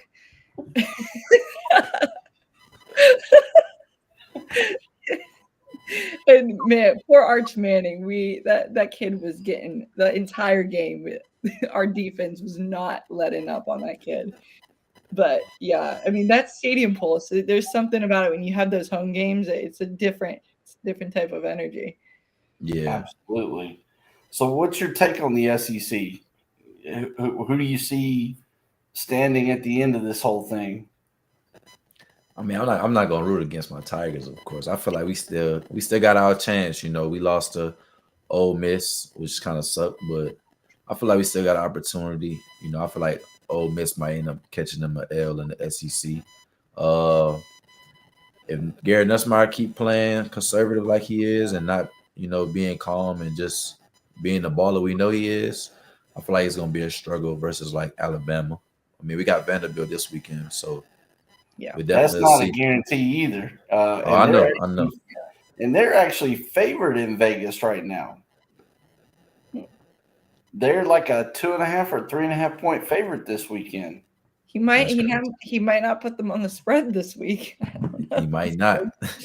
I mean, you This might be the one you might have to put the spread on LSU. when you play Pavia, nothing's a guarantee with that kid. I mean, I will give him credit. He's a dog. He is a dog that any team would love to have on their roster. The energy, the confidence, the swagger. That guy doesn't believe he can be beat. I mean, and when you have a QB like that, you stand a chance to win a lot more ball games than you do lose. Yeah. Most definitely. Now, I could have told you Kiffin was going to put a whooping on y'all because his daughter and y'all starting linebacker posting all those photos about there being a couple now. Yeah. I could have told you Kiffin was getting ready to put a whooping on you. I knew that was coming. He was getting ready to. We still had a chance. We just made some bad offensive plays. Daddy Kiffin was not going to allow that to go down. I know that for a fact. Yeah, you can't date my daughter and come into my house and whoop me. That ain't happening. They ain't the talk we having at Thanksgiving dinner this year. I would love to be a fly on the wall. ESPN wasn't really even showing his highlights. They were just showing him throwing up on the field. They're like, "Oh, happened again," and I'm like, "This poor kid can't catch a break. He's already getting humiliated with his daughter's dad, with the daughter's dad." And oh man, I paid money to be a fly on the wall at Thanksgiving to hear those conversations. Oh, man. That'd be an interesting one. Yeah. Speaking of Thanksgiving, we're right here at the holidays. So I'm gonna throw a holiday question out at you. What's your uh go-to menu for Thanksgiving and your absolute favorite desserts at Thanksgiving? I would say my go-to spread, if I had to pick it right now, I'm going the honey pineapple glazed ham Okay. All with right. with some yams, Man, you lost cornbread. me right there. You You don't lost like me the at yams. yams, man. It's more of like a dessert rather than like something you'll put on your You're plate. from you're The way from we the make it. South. We do sweet potatoes. We don't do yams in the South. Come on now. I mean, that's what I call them. You know what I'm saying? But it's like you get the yams, you mash them up. I mean, they call it sweet potatoes, of course. You get your sweet potatoes, mash them up, throwing you some brown sugar, some marshmallows. Yep. Some I could just eat that the whole Thanksgiving. If I yeah, want to. some frosted flakes on top. Yep. I ain't never tried with the frosted flakes. Oh yeah, that's a Southern delicacy. You put them frosted flakes and the marshmallows on there. It's I've never heard of that. good I eating. might have tried it this year. It might be a Tennessee thing. I've had it my whole life. So Yeah. what kind of desserts? What's your ideal desserts? I ain't gonna lie, I'm more of like a cheesecake guy. I love cheesecake. I love a good strawberry cheesecake. You Yep. know. Yep. My But daughter taught herself how to bake yeah, cheesecakes. She makes them from scratch. So I need to learn how to make a cheesecake. yeah, she makes them nice. I It's get gonna one be every dangerous year at my though, birthday. once you master it. My daughter makes them. I get a homemade cheesecake at my birthday on December the 7th. So that's something I always look forward to. Okay, December 7th, we at your house. All right. Yep, Nice Pearl enough. Harbor Day. Take it a flight. Nice Homemade enough. cheesecake. If you heard some knocks on the door, it's just us. It's not your neighbor. We gonna bring our own plates and forks. No That's worries. all right. No worries. Come on. But I'll say my biggest thing will be my grandma. She makes peanut butter fudge and Oh pecan candy from yeah, scratch. yeah, So it's like it got the grandma love in it, so I can't go past that. yeah. Peanut butter fudge always. But one of my things is pecan pie. I look forward to pecan pie every Yeah, year. pecan pie is pretty good. Yeah. I haven't had a pecan pie in a minute. My grandma, she makes like the candy, like the of it. Oh yeah. So that'd be pretty good. My stepmom makes the pecan pies, so there's usually two, and I slide one off to a undisclosed location so that I can take that home with me, and then I leave one in the kitchen for the rest of the family. So Got to. I literally be coming with my own Ziploc bag in my pocket. yep. I go right to my grandma, 2 containers. She like, tell you what half of this candy went. I don't know, grandma. Exactly. I ain't even have none yet. Covert operations begin as soon as we get in the kitchen. Things start disappearing mysteriously. Right, like I didn't take any leftovers yet. What are you talking about? Exactly. Who's placed these in the spare bedroom? I have no idea. I don't know how those even got in there. Absolutely, I'm with you on that one. So you got 3 young ones. Christmas is coming up, so tell me about the Christmas mission, because I know there's going to be certain gifts you got to get. What's on your priority list? What's the things that you got to hunt down first before everybody else gets a hold of? I'm actually waiting on my oldest to make her list. But I know for my 18-month-old daughter, I really want to get her like a little Jeep, because her grandpa has a Jeep. So she loves crawling in and out of his Jeep. So I want to get one of the little Power Wheel ones. Okay. And then she loves animals. So of course I gotta go buy her some more stuffed animals, you know. Okay. So and then for my baby boy, I gotta go get him his first football. I'm waiting on him. Oh yes. I ain't get him one yet. He's still working on his motor skills. So I want to make sure by the time Christmas comes around, he ready to grip that football. And I just want to get him a bunch of different sports toys, you know, some trucks, just some little things that make noise. That way he can have a little fun. Great. I'm curious. Are you going to teach him backpedal first, or are you going to teach him releases off the line of scrimmage as a receiver first? let's hope he don't get his mama height first of all. She only 5 foot, but I ain't gonna lie. I think he gonna. I gotta put him in a pocket. We gonna put him in a pocket. Okay. He gotta be our big money guy. He gonna be the pocket. Okay. He gonna be the pocket presence guy. Mama gonna let him play football? Oh, that's a no brainer. She got to. Oh, okay. I already told. I even told the baby girl got to play football. She gonna get a flag football scholarship. Don't worry about it. Okay. All right. Hey. I'll be checking in like 20 years. I have her ready. Natalie will be scouting at that time. So right, exactly. And then my oldest, she want to be. She loves Simone Biles, so she probably gonna end up being a gymnast on me. Okay. Which ain't no problem. I don't mind. Yeah, she love flipping and doing cartwheels, so it'd be the funniest thing. I'll be on FaceTime, she'll prop the phone up, and she like, look, daddy, look. And she on the bed doing back flips and front flips. I'm like, you too much. You too much. She's just teaching you some extra mobility training. That's all it is. That's all it is. So like, hey, do this as your celebration. So do you have a specific touchdown celebration that you do? I mean, I'm from Louisiana, so I'm going gritty all the way. Okay. Gritty all the way. I had to ask. I'm just curious. We on a trip out now, so but I still love my gritty. All right. Okay. Yes, sir. So national championship. My last question. We'll turn it over to Miss Natalie here. National championship. Who you got finishing this whole thing out? And don't tell me Ohio State, because I already know where that's getting ready to come up. Yeah, I right now they looking the most dominant, but I'm also one of those realists who it's like I give credit what credit due to everybody, but I just don't feel like they really play any real competition guys yet. Mm-hmm. So it's like it's hard for me to give them credit. Do I feel like they're dominating? Yeah, but it's like when I look at your schedule, it's like you playing the Pop Warners of college football for the most part. So it's like it's kind of hard. Scrimmage games. They're like games. They've bought the top roster in college football. That's their thing. Is they spent the most money in NIL, so they bought the best roster money can buy. So yeah, if you can survive the first part of the season, regular season, you get into the playoffs. Talent does that, Yeah, and that showed this past season with playoffs. Yeah, but I feel like if I had to go by how people playing right now, I guess I have to say it'll have to be another Ohio State up there. And then other teams, I don't know. It's kind of hard for me. I feel like other teams been playing good, but it's also like those worries. Yeah. But I'm also gonna go with my Tigers. I'm gonna pick my Tigers regardless.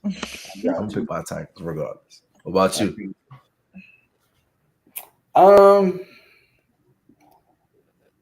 God, I mean, I hate to give Ohio State credit. I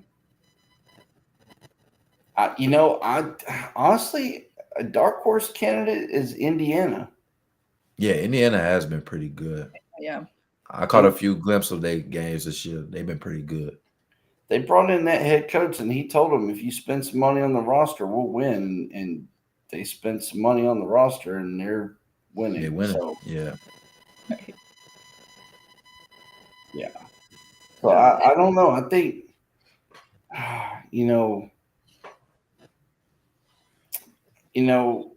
Penn State obviously was overrated. It finally came to light. Oregon's still doing pretty well. They've gotten beat a couple times. I just see Indiana soaring up the charts there. Obviously, Ohio State's going to be up there. When it comes to the SEC having a representative, unfortunately, and it pains me to say this, I think that maybe Georgia, because of Kirby Smart, will, find their way back in, unfortunately. I'd like to see Tennessee continue to improve, but the problem is we're thin on defense, and so I think at some point that's probably going to catch up to us. Yeah. We've got the top offense in college football and leading a lot of statistical categories, but we're thin on the defensive line. Our top two defensive backs have been injured all year. Not sure when they're going to be back. So I don't think Tennessee. We're 5-1, but I'm afraid at some point that will catch up to us. Right. And when you play us. Sorry. Josh Heupel's still learning how to manage the clock and how to make decisions in big time games. He's had some rookie mistakes this year that shouldn't have been made, but I think Ohio State, Indiana, probably Oregon, probably Georgia, probably be up there in that top four. Texas is pretty much out of it. Yeah, most definitely. I don't see Alabama getting there. Florida State's out of it. Yeah, I would say those are probably my top four. And probably to finish it all off, it'd probably be Ohio State. And I don't know. I'd almost say Indiana would probably be a close second. Yeah. Truthfully, if what they've shown so far continues on, I would say they'll be a close second. Yeah. I just wish Ohio State was playing some bigger teams, but unfortunately, I mean, they're at least lucky they don't have the gauntlet of schedule like Florida has, and almost every week is a new ranked team, and it's just one after another of what's going to happen this week. How bad are we going to lose? And for the most part, and it's funny too because I feel like our defensively we've stayed like strong, and like we threw 5 interceptions during the LSU game and only lost by 10 points, which was incredible on itself that we only lost by 10 points.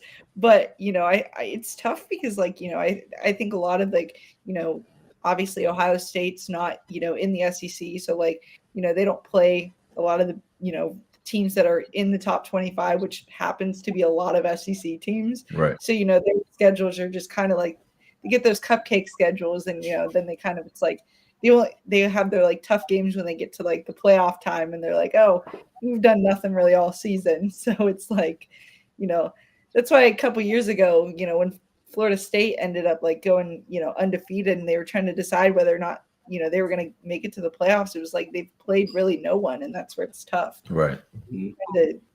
Which people still argue about that whole playoff thing, which is, I don't know how they're gonna change that, but there has to be some adjustments, I think, to strength of schedule in some way, shape, or form, other than what they do now. And I think that the 16 playoff is getting on track. I think maybe an 8 or 10 makes it a little bit more legitimate. I'm an old school guy, so I like the bowl games, but in order to have an 8 or 10 game playoff, you got to eliminate some of the bowl games or put more of them into the playoff piece of it. I agree with you, Natalie. Up north, they don't play as strong a football as we do down south. And I mean, all three of us are SEC people, fan wise. Yeah. Every week is a fist fight. It's a heavyweight boxing match in the SEC every week, no matter who you play. And now they expanded it, so there's an extra SEC game that's going to be added too. I think, what was it, nine? Yeah, it's 9. So 9 out of your 12 games that you play are Exactly. SEC. Yeah. And there's no more divisions, so there's no Eastern or Western division. It's just the Southeastern Conference now, and the top 2 teams will play each other. So it'll be interesting to see how it all plays out. So I'm curious, Vonta. I said I was done, but because Natalie started talking about Florida, I got a crystal ball question. Mm-hmm. Look deep into your college football crystal ball that's sitting there in front of you. Part A, does Billy Napier get fired, as they said in the media today, regardless of what happens? And part B, what does your crystal ball say will be his replacement? I think he gonna get fired regardless. 'Cause it's That'll like be good for you, What Natalie. fingers are going to be crossed? yeah, because it's like it's SEC. It's like you either win. It's kind of like they view SEC like the NFL college football basically. So it's like you either win or we got to get rid of you. You know what I'm saying? Gotta go. I know a lot. I've been seeing a lot of talks that they've been talking about like Marcus from Coach Freeman from Notre Dame, Yeah. and then a guy like trying to take Lane Kiffin from Ole Miss. I don't think Kiffin gonna leave Ole Miss, to be honest. But I could see a guy like Freeman going to SEC. He just started his head coaching career, been doing pretty good. Yeah. But I also feel like if you put a guy like that players willing to play for into a SEC program with some money, I feel like he could kind of put Florida back on the map in a better standpoint. What about Mr. Clean, James Franklin? Nah, can't do it. I just feel like his resume speaks for itself. You know what I'm saying? You can't be Ohio State. You could barely be Michigan sometimes.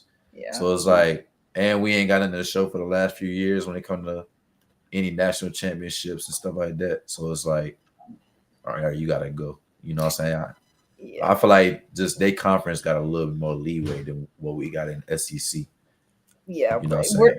It's gonna take a pretty big time, I think, coach, because I know they were talking about Urban Meyer at one point. Now they're saying him potentially at Penn State. I mean, all these things, but I mean, you're gonna have to have a decent name to keep these guys around because once they fire a coach, they have that transfer window, and like if you don't get somebody decent, people are going to be gone. Like, I mean, these guys, I've had some classes where I have, some of the guys who are on the football team in there, and they come into class and they're just so mad. Like they just sit there, so mad about the game. And they sit there and they watch their film. They're just trying, like at this point, they don't even know what to do. They're just like stressed. They're angry. Like I think if Billy Napier gets fired, Florida might celebrate like the way we won the national championship in April, where we just flooded the streets. The bars are going to be like out the door. I think it would be like signs have been hanging up like on buildings, on like structures saying "Fire Napier." GoFundMe's are being put up. I mean, it's a very tense time over here. People are very sensitive. She showed me that too. There's like 10 different GoFundMe's out there to try to pay his buyout clause. That's crazy. Like if you literally Google search like Billy Napier GoFundMe, you'll just see a bunch of people who are trying to create GoFundMe's to get rid of him. It's like people are taking this to an extreme, and then somebody's like, I didn't do good on a test today. It's Billy Napier's fault. He's stressing me out. He is. He's getting everyone. I mean, we have like this little like site, and it's kind of like a Twitter, and it's called Yik Yak, and it's so funny. These guys go just left and right, just back and forth on there the whole game. It's okay. Sometimes I get worried that Brian Kelly might be on a hot seat for us too, anyway. So it's like, yeah, especially I feel like if we miss the playoffs this year, they might go ahead and get rid of him too. Yeah. I was telling earlier, Coach Potts is, telling him they got rid of, James Franklin, just like, right when they saw there was an issue, they got rid of him, and teams are making the adjustments. And it's like, why didn't they get rid of Napier, during the first bye week? Why are they like, we're waiting till the second, and it's like, they were talking about it too. Like even before that first bye week, there's like, our schedule is so bad. They're like, there's still a potential for them to make the playoffs, but then you keep him. And now you're like, you're going to almost put yourself like nowhere in the running because, they decided to want to keep him for some reason. And, if I'm him, I would take my $20-something million and just leave. I mean, I don't. Yeah. I mean, James Franklin's getting almost $60 million. Yeah, I seen that the other day. I'm like, wow. Like at that point, you might just go ahead and keep him for the rest of the season. Yeah, like. I mean, you probably have to pay that buyout regardless. depending on the terms on his contract following the year. But it's like, all right, this guy, I'm either gonna make him stay for the rest of the year, and okay, I'm coming in. I'm gonna pick the plays. Right. You just gonna be the face while you on the sideline, you know. But it's like, it's just crazy. But I also feel like with NIL and everything, and the money that these schools are paying for these teams, it's crazy. It's just like last year. If Ohio State didn't win the championship, I think you wouldn't see Ryan Day at Ohio State no more. Because like we just spent the top end of money for these players, and you still didn't win. Right. Even though they lost to Michigan, the national championship kind of fixed that issue for a second, but it's like, it's just crazy.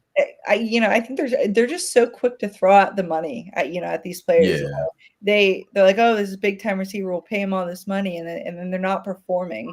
They're getting paid millions of dollars. I mean, I just saw something the other day about some kid who's class of 2027, and the mom's filing a lawsuit to try to get her son to get paid NIL and get him paid like $100,000 a year. And I'm like, they're starting these. You don't kids need so that. early. Yeah. And it's losing, like, these kids are going to lose the drive of like what football is really about. I mean, especially in high school, like, you are working to get to that D1 level, and the second you start putting the money just already, they lose focus. Exactly. But it'll be interesting, because I think if they eventually can try and put a cap to it to limit it, I think that's really the only way, because if you don't, it's going to get so out of control, and it's going to get nasty. Yeah, because all it's gonna be is like another problem how they felt when it came to like college football playoffs. Yeah. For a minute, it's like, it's all right. We see the same teams every year, right? So it's like it's going to be a continued issue, because those are the same teams the only teams that got millions on millions of dollars. Yeah. Because I mean, they basically are just taking these guys and they're just paying them to play. Exactly. That's crazy. Like we had one of our basketball players who transferred from Florida to Kentucky, and it was funny during an interview. Like, he didn't want to directly say it, but he, for his last season, transferred, and he was a sixth man on our roster, and he transferred and he's getting paid $2 million for one season. Yeah, that's crazy. And he, like, the entire season this past year, he wasn't even a starter. It was just because we won the national championship, and he played a little bit throughout the game, and they're paying him $2 million.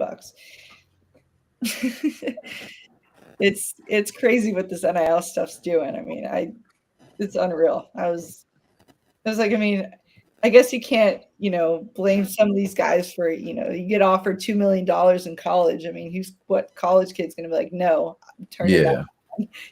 But it's just these schools, they just know kind of how to like mess with these kids with like, these big contract offers. I'm like, it's not even the NFL yet. You're not supposed to be doing that stuff yet. Yeah. But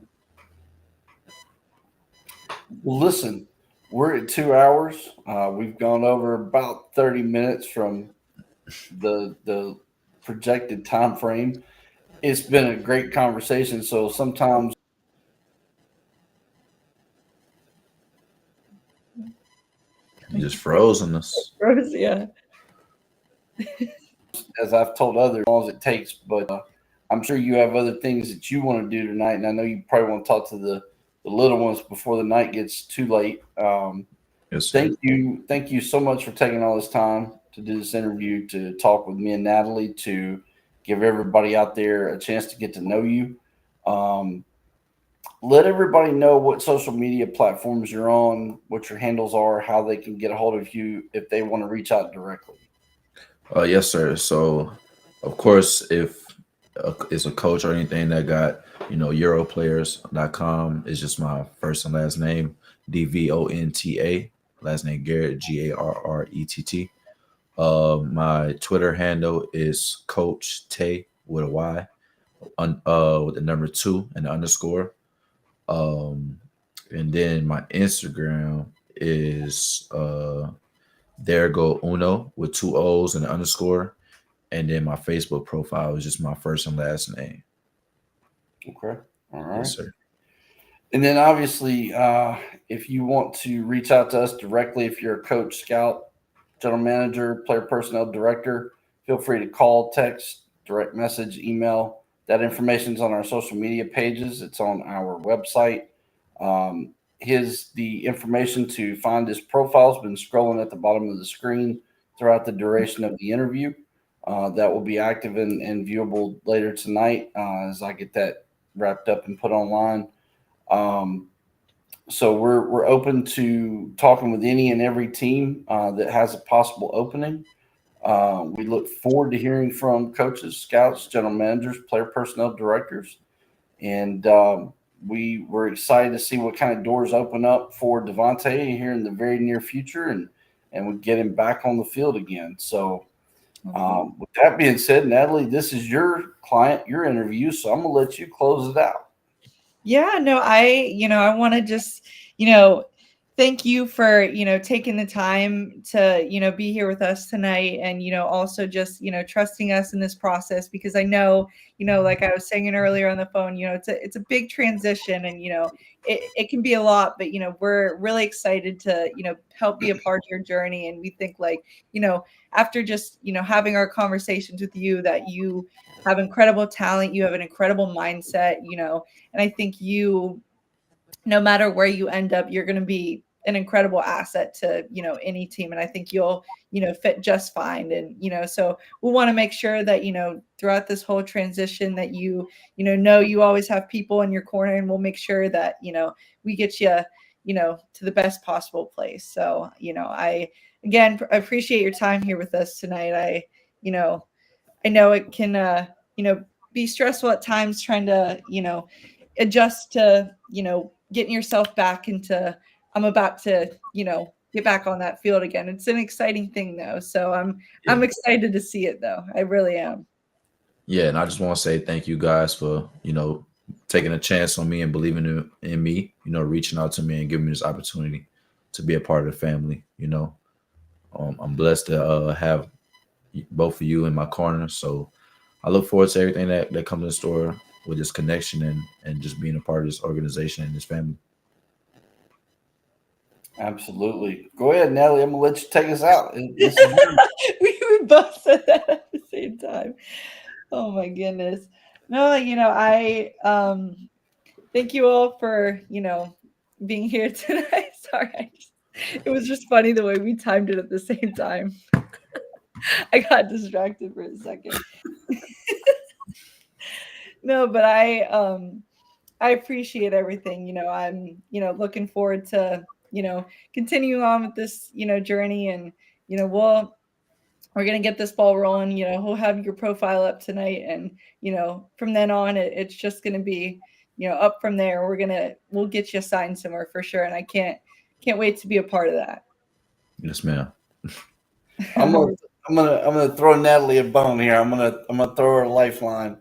With that being said, I hope everybody has a great rest of your week. Enjoy your weekend. Hopefully you enjoy some family time and some beautiful weather, as well as some great college football and NFL football this weekend. And we look forward to seeing you back here, hopefully on another one-on-one interview with us in the very near future. Thank you so much. Yeah.